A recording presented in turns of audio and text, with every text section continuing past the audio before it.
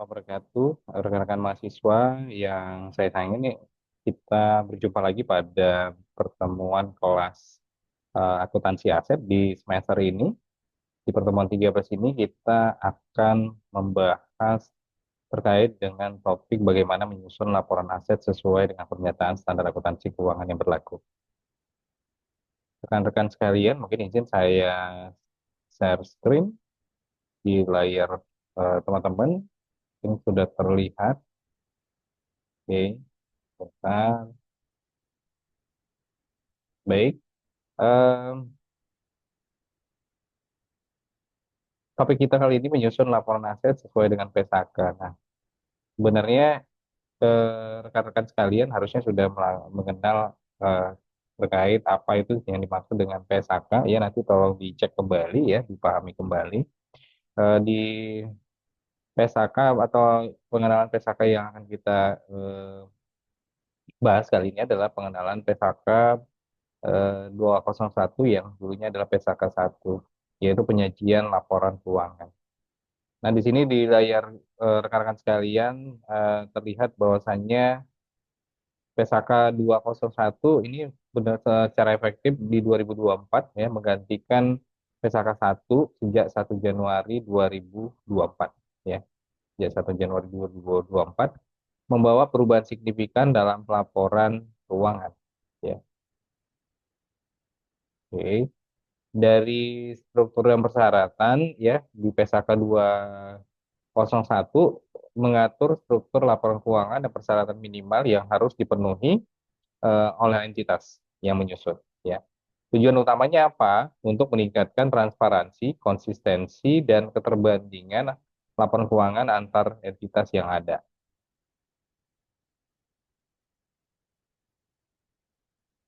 Eh, Komponen utama laporan keuangan di PSAK 201 menetapkan komponen lengkap yang wajib disajikan dalam laporan keuangan, antara lain laporan posisi keuangan, ya, laporan posisi keuangan, kemudian laporan laba rugi komprehensif, laporan perubahan ekuitas, laporan arus kas, dan CALK atau catatan atas laporan keuangan, Notes to Financial Reporting. Rekan-rekan sekalian, ya mungkin kita akan bahas satu-satu ya. Laporan posisi keuangan itu dulu namanya neraca ya, sekarang namanya laporan posisi keuangan. Apa yang tidak ada di dalamnya itu menyajikan aset, liabilitas, dan ekuitas pada akhir periode pelaporan. Ya. Di laporan laba rugi komprehensif menampilkan kinerja keuangan dan penghasilan komprehensif lain selama periode berjalan.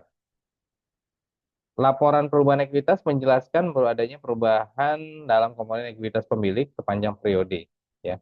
Laporan arus kas menyajikan arus kas masuk dan keluar dari aktivitas operasi, investasi, dan pendanaan.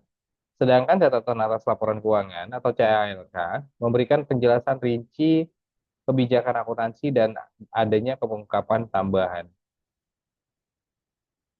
Struktur laporan keuangan ya secara visualisasi komponen laporan keuangan lengkap dengan fokus khusus pada posisi dan penyajian aset dalam keseluruhan struktur pelaporan.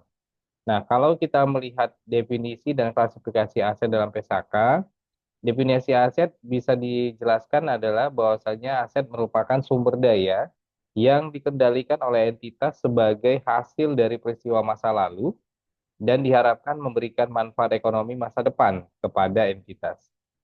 Klasifikasi utamanya ya bisa dibagi atas aset lancar dan aset tidak lancar. Aset lancar seperti kas dan setara kas, piutang usaha dan non usaha, persediaan barang, investasi jangka pendek. Aset tidak lancar bisa berupa properti, pabrik, dan peralatan. Aset tidak berwujud, investasi jangka panjang, dan aset pajak tangguhan. Apa saja prinsip penyajian aset dalam laporan posisi keuangan? Yang pertama adalah pasti dari sisi urutan likuiditasnya, kemudian metode penilaiannya, dan status asetnya. Dari sisi urutan likuiditas, penyajian aset berdasarkan tingkat likuiditas dari yang paling likuid hingga yang paling tidak likuid, dan berdasarkan jangka waktu manfaat ekonominya. Dari sisi metode penilaian, pengungkapan nilai tercatat aset dan metode penilaian yang digunakan, baik biaya historis atau historical cost, nilai wajar ataupun model evaluasi. Dan status aset, pengungkapan khusus untuk aset yang dijaminkan sebagai jaminan utang, aset yang dibatasi penggunaannya, atau aset yang dimiliki untuk dijual. Pengungkapan aset dalam catatan laporan keuangan, ya. Catatan atas laporan keuangan memainkan peran krusial dalam memberikan informasi lengkap atas aset identitas yang di dalam laporan keuangan. CLK atau catatan atas laporan keuangan ini merupakan bagian yang tidak terpisahkan dari 4 laporan keuangan lainnya. Nah, di sini ya catatan atas laporan keuangan memainkan peran krusial dalam memberikan informasi lengkap tentang aset identitas meliputi apa saja, yaitu kebijakan akuntansi, ya, di mana penjelasan detail mengenai kebijakan akuntansi signifikan yang diterapkan dalam pengakuan, pengukuran, dan penyajian aset. Nah, dari sisi rincian aset tetap, pengungkapan nilai perolehan awal, penambahan, pengurangan, akumulasi penyusutan, dan nilai buku bersih untuk setiap kelompok aset tetap. Aset tak berwujud, penjelasan jenis aset tak berwujud, estimasi umur manfaatnya, metode amortisasi yang digunakan, serta dampak atau perubahan nilai selama periode. Nah, pengungkapan atas aset tetap contohnya ya di PSAK 16 ya. Eh, Standar PSAK 16 sebelumnya mengatur pengungkapan rinci untuk properti, pabrik, dan peralatan. Nilai perolehan ya. Dia di PSAK 16 membahas tentang nilai perolehan, ya ada saldo awal nilai perolehan, ya penambahan aset baru melalui pembelian atau konstruksi ya serta pengurangan karena pelepasan atau penghapusan selama periode. Kemudian yang kedua, penyusutan dan penurunan nilai. Ya, akumulasi penyusutan dari periode sebelumnya, beban penyusutan periode berjalan, dan kerugian penurunan nilai jika ada indikasi dari penurunan atau impairment. Metode dan estimasi, ya penjelasan metode penyusutan yang diterapkan, garis lurus, kah, saldo menurun kah, estimasi umur ekonomi setiap kelompok aset, dan nilai residu. Di slide ini kita akan membahas penyesuaian dan klasifikasi aset, ya, di mana prinsip penyesuaiannya PSAK mengatur perlakuan retrospektif ya untuk perubahan kebijakan akuntansi, memastikan konsistensi data historis. Ya, di mana topik di sini adalah reklasifikasi antar kategori, yaitu di mana perpindahan aset lancar dan tidak lancar itu harus dijelaskan dengan jalan alasan dan dampak yang jelas. Kemudian dari sisi perubahan penilaian, ya, dampak perubahan model penilaian aset harus diungkapkan ya secara transparan di dalam CLK, termasuk dampaknya terhadap laba rugi maupun ekuitas. Nah, jika juga ada terjadi koreksi kesalahan, ya kesalahan periode lalu yang material itu harus dikoreksi secara retrospektif dengan penyesuaian saldo laba awal.